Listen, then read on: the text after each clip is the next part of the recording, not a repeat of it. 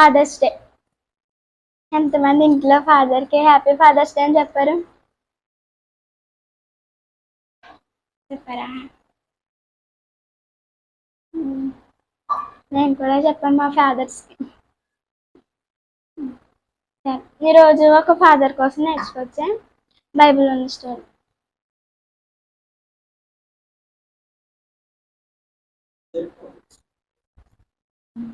అందరూ ఎలా చూడ జాగ్రత్త. ఒక ధనవంతుడు ఉన్నాడంట. ఆ ధనవంతుడికి 2 కొడుకులు ఉన్నారు.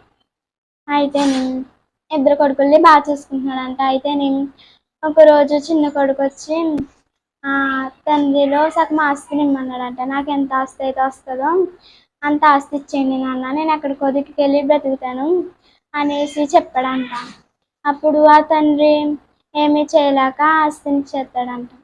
అయితే సగం ఆస్తి ఆ చిన్న కుమారుడికి ఇచ్చేస్తే ఎక్కడికో వెళ్ళిపోయి పార్టీలు అనేసి ఫ్రెండ్స్ అనేసి తిరుగుతాడంట. అలాగా హ్యాపీ కోసం హ్యాపీనెస్ కోసం ఫ్రెండ్స్ కోసం ఇంకా అలా పార్టీస్ అనేసి అలా తిరుగుతూ ఉంటాడు.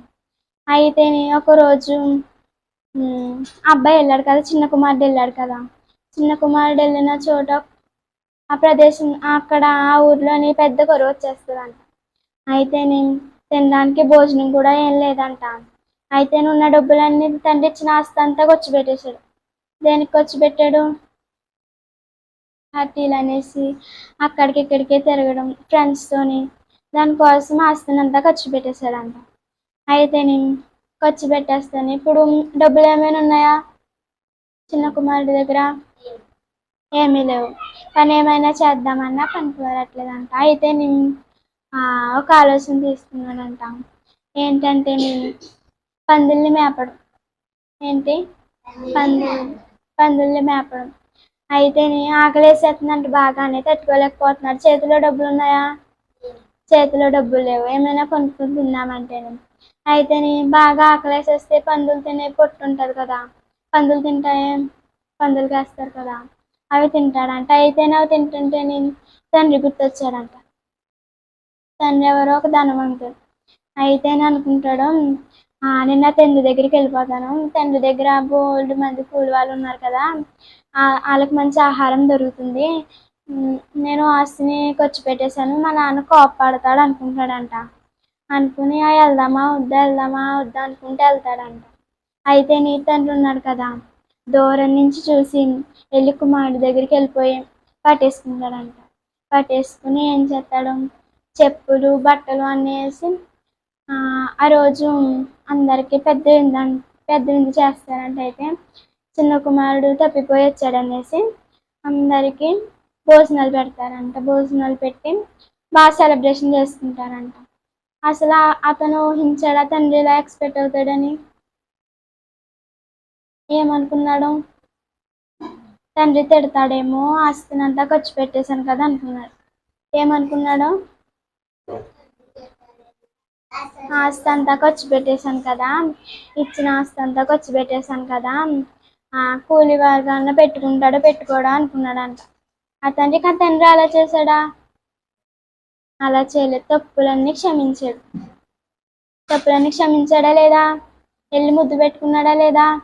దూరం నుంచి చూడగానే వెళ్ళి ముద్దు పెట్టుకుని హగ్ చేసుకుని ఇంటికి తీసుకొచ్చి చెప్పులు బట్టలు అన్నీ వేసి ఉంగరం పెట్టి ఆ రోజు గొప్పగా విందు చేశారంట. ఆ తండ్రి తప్పులు క్షమించాడు కదా, అలానే దేవుడు కూడా మన కోసం తప్పులు క్షమించడానికి చూస్తున్నాడంట. మనం దేవుని క్షమించమని అడుగుతున్నామా? మన తప్పులు అడగాలి కదా.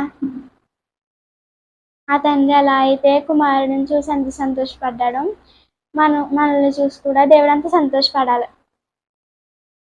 తప్పులు ఏమైనా ఉంటే దేవుని క్షమించమని అడగాలి.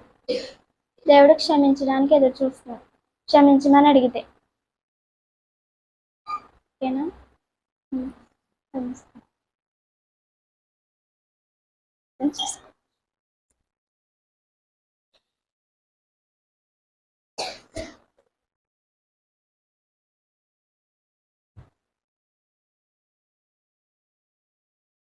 కళ్ళు మూసుకొని ప్రార్థన చేస్తాం.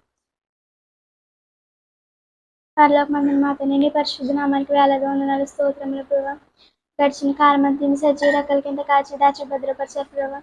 అందుని బట్టి మీకు వేలాది వందనాలు స్తోత్రములు ప్రభా. అలానే ప్రభా సండే స్కూల్ బిడ్డలు ప్రభా చక్కగా విన్నారు ప్రభా. అలానే ప్రభా ఆ తండ్రి అయితే ప్రభా బిడ్డను చూసి ప్రభా ఎంతైతే ఆనందపడ్డాడు ప్రభా. మమ్మల్ని చూసి కూడా ప్రభా మీరంతా ఆనందపడాలి ప్రభా. మా తప్పులు ప్రభా క్షమించడానికి మీరు చూస్తున్నారు ప్రభా. క్షమించమని బ్రతిమలాడే మనసు ఈ బిడ్డలకు దయచేయండి ప్రభా. అలానే ప్రభా మీరు రాకపోకలేదు మీరే తోడండి ప్రభా. ప్రతిరోజు సండే స్కూల్కి వచ్చి మీ మాటలని ప్రభా హృదయాలను మార్చుకునే భాగ్యం దయచేయమని అడుగుతున్నాను ప్రభా. ఇంకా ప్రభా అనేక మంది ప్రభా వచ్చే భాగ్యం దయచేయమని చిన్న ప్రార్థన మా ప్రభువుని ప్రియరక్షకుడైన యేసుక్రీస్తు నామమున అడిగి వేడుకొంచున్న పరమ తండ్రి. ఆమేన్.